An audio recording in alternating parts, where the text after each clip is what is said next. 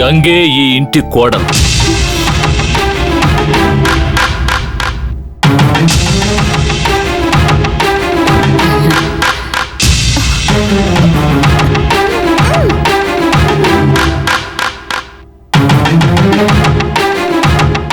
ఈ నిర్ణయం మీ అందరికీ షాకింగ్ గా ఉండొచ్చు, కానీ దీని వెనుక ఎన్నో కారణాలున్నాయి.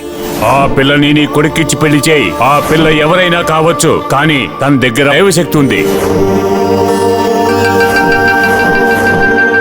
చేతిలో శూలరేఖ ఉంది తనకి. అది అమ్మవారి అనుగ్రహంతోనే సాధ్యం. వెంటనే గంగ తండ్రితో మాట్లాడి ఈ పెళ్లి చేయండి. ఈ పెళ్లి జరిగాక తప్పకుండా ఈ ఇంటికి విమోచనం లభిస్తుంది. ఆ వీరభద్రం తాను మర్చిపోయి ఒక మంచి పని చేశాడు.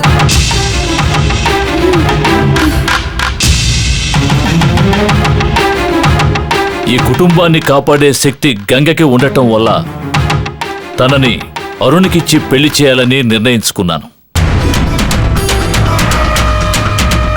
దీనికి మీరంతా ఒప్పుకోవాలి. ఎలా ఒప్పుకుంటావన్నయ్యా? ఎవరి పిల్ల?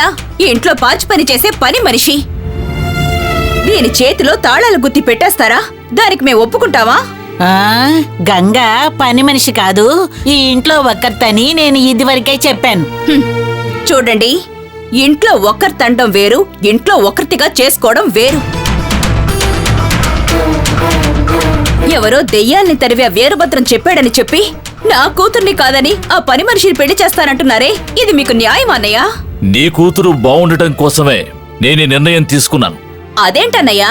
నా కూతురు బాగుండాలంటే దాన్నేగా కోడల్ని చేసుకోవాలి.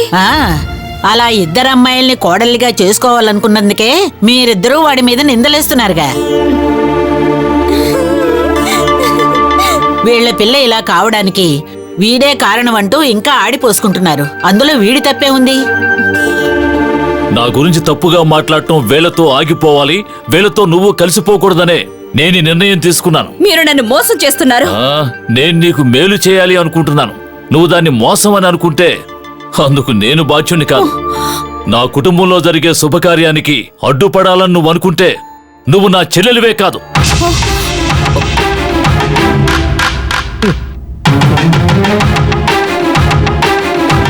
గంగ ఈ కుటుంబంలోకి రావడం వల్ల మీకు మేలు జరుగుతుంది, ఈ కుటుంబానికి మేలు జరుగుతుంది. అది ముందు అర్థం చేసుకుని మీ మనసు మార్చుకోండి.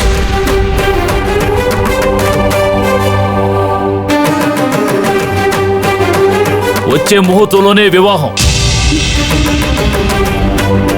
నా మీద మీకున్న ప్రేమ నిజమైతే మీరందరూ దగ్గరుండి ఈ పెళ్లిని జరిపించాలి.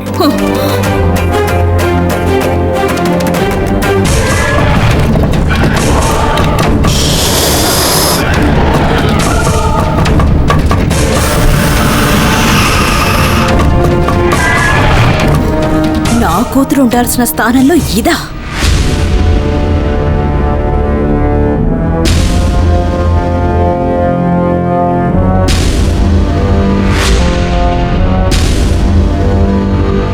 గంగా, చెయ్యి లైవు. ఈ ఇంటికి కోడలుగా రాబోతున్నావు. చాలా సంతోషం. చల్లగా ఉండమ్మా. నీ మంచి మనసుకి నువ్వు రావాల్సిన చోటుకే వచ్చావు. ఇక మీదట నువ్వు బాగుంటావు, ఈ ఇల్లు కూడా బాగుంటుంది.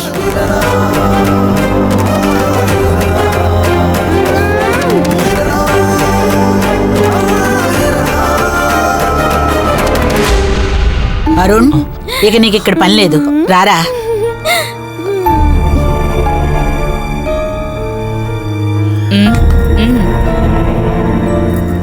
పదమాయా, ఆగవే.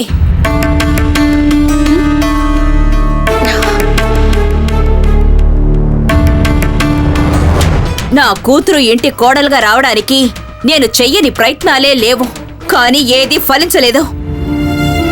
కానీ నువ్వు వీరభద్రం చెప్తే మా అన్నయ్య వింటాడని తెలిసి వాణ్ణి గుప్పెట్లో పెట్టుకొని అనుకున్నది సాధించావు కదూ? చూడండి, ఈ ఇంటికి కోడలు కావాలని నేను కలలో కూడా ఆశపడను. వీరభద్రం గారి నా చేతిలోని రేఖను చూసి అయ్యగారికి విషయం చెప్పారు. వీరభద్రం నీ చేతిలోని రేఖని చూశాడా, లేక మొహం మీదున్న మచ్చని చూశాడా? ఆత్మని తరిమేస్తానంటూ ఆ వీరభద్రం 6 గంటల సేపు నేను ఇంట్లోనే ఉంచాడే, వాణ్ణి వల్ల వేసుకోకుండా ఉంటావా లేక వాడు నీ వల్ల పడకుండా ఉంటాడా? మీరంటున్నది నిజమే. బాబా ఆస్తి మొత్తం మింగటానికే ఇది ఆ వీరభద్రం గారిని సెటప్ చేసుకొని ఉంటుంది.